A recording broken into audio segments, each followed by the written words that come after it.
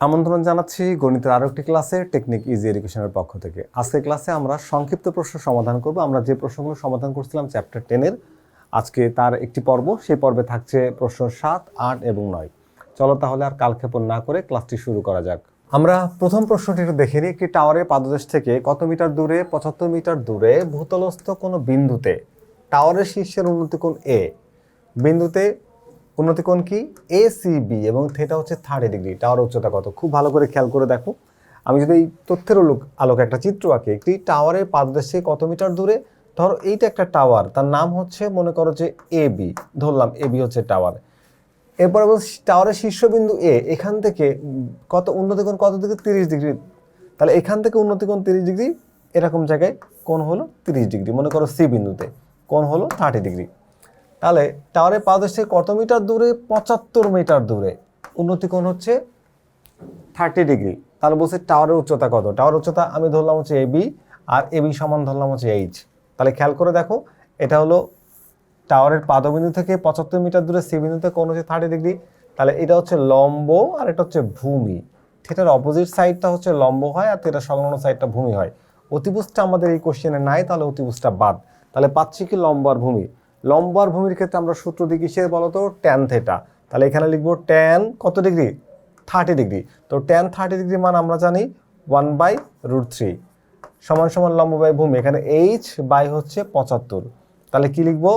লম্ব বাই হচ্ছে ভূমি। আমি শুধু মূল অংশটা এখানে একটু দেখাই, পরে আমাদের ইজি ম্যাথ বই থেকে দেখাবো তোমাদেরকে। এখানে √3H ইকুয়ালস টু কত হচ্ছে? 75, তাই না?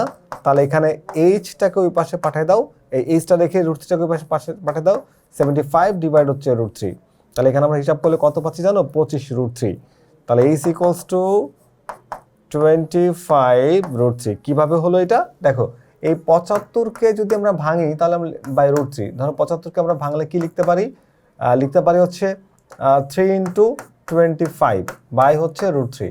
দেখো এই 3কে ভাঙলে আবার দুইটা √3 আসে, √3 × √3 × 25 ডিভাইড হচ্ছে √3। তাহলে এইটা আর এটা কাটো, থাকে কত? 25√3। দেখো 25√3। এটাকে আমরা ক্যালকুলেট করলে বা ক্যালকুলেটর দিয়ে চাইলে আমরা দশমিকে নিয়ে যেতে পারি। তো যদি 25√3কে আমরা ডেসিমেলে দেখাই তাহলে 43.301 মানে 301 লিখতে পারো তুমি, যে এত মিটার প্রায়। চলো এবার আমরা এটাকে একটু আমাদের ইজি ম্যাথ বই থেকে বোঝার চেষ্টা করি।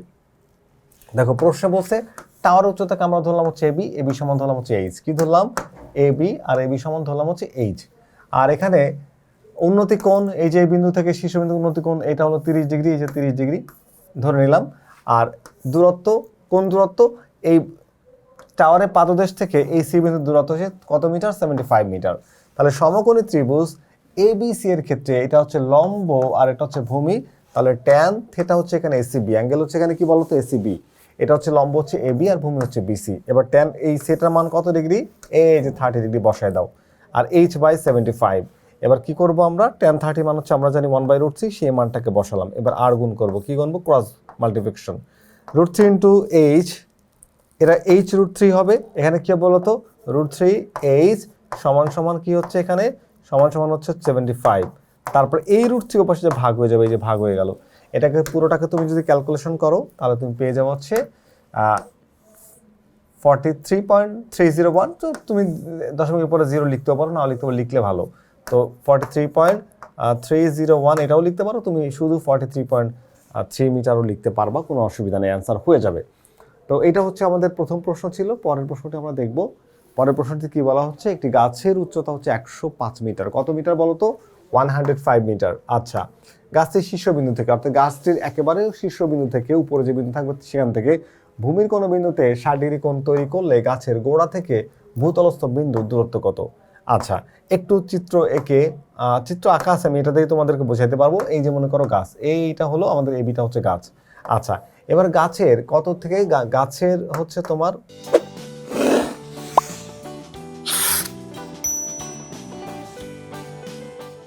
এটা হলো গাছ, এবি হচ্ছে গাছ। তো এটা হচ্ছে 105 মিটার।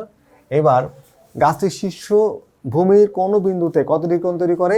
এই শীর্ষ ভূমির বিন্দুতে তৈরি করা হচ্ছে 60 ডিগ্রি কোণ তৈরি করছে। এবার বলছে যে কত দূরে কোণটা তৈরি হবে সেটা বের করতে হচ্ছে, এটাকে ধরলাম এক্স। তাহলে এখানেও খেয়াল করে দেখো, এটা হচ্ছে লম্ব, এটা কি বলতো? লম্ব। আর এই জিনিসটা হচ্ছে ভূমি, বিসিটা হচ্ছে ভূমি।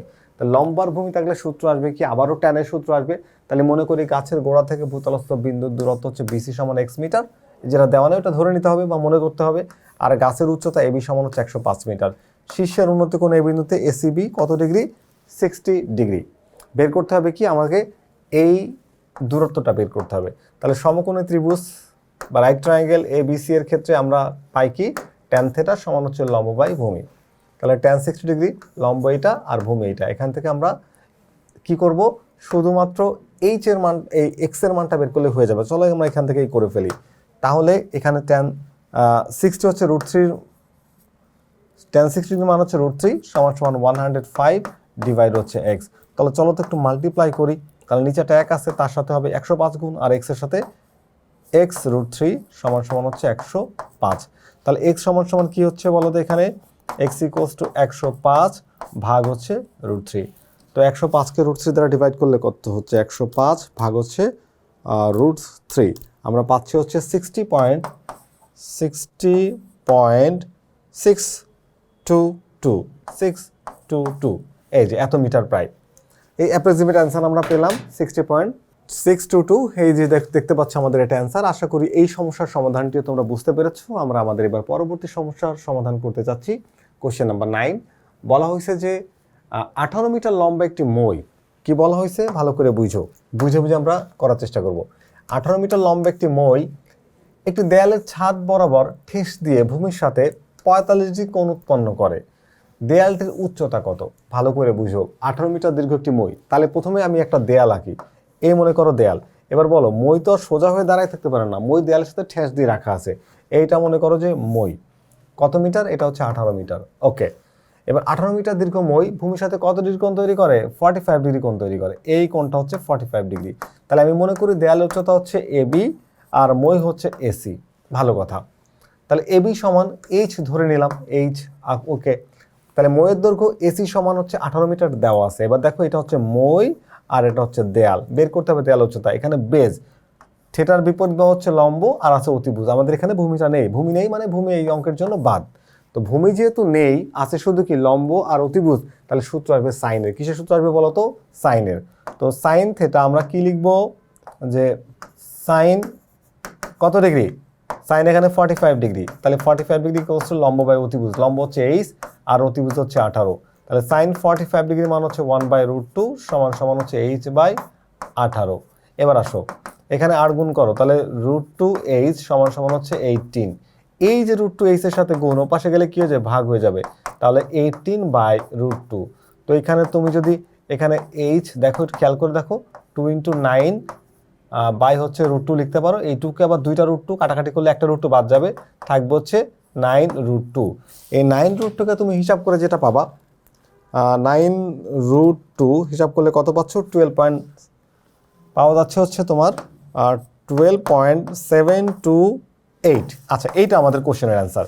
তো তুমি চাইলে 9√2 এটাও রেখে দিতে পারো, আবার চাইলে ডেসিমেলে শো করতে পারো।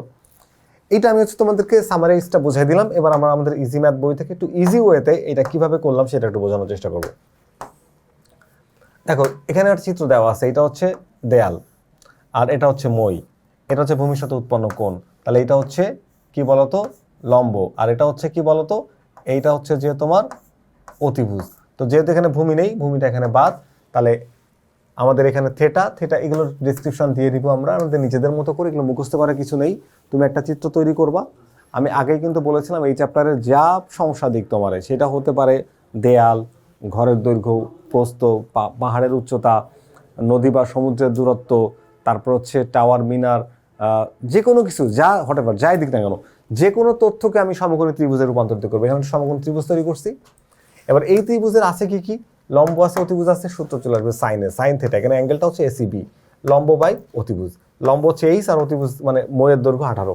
সাইন 45 ডিগ্রি মান হচ্ছে 1/√2। এবার 8 গুণ করো, 8 গুণ করলে কি হয়, √2h সমান সমান হচ্ছে 18। তাহলে h সমান সমান কি হয়, এই √2 পাশে যে ভাগ হয়ে যাবে, 18/√2।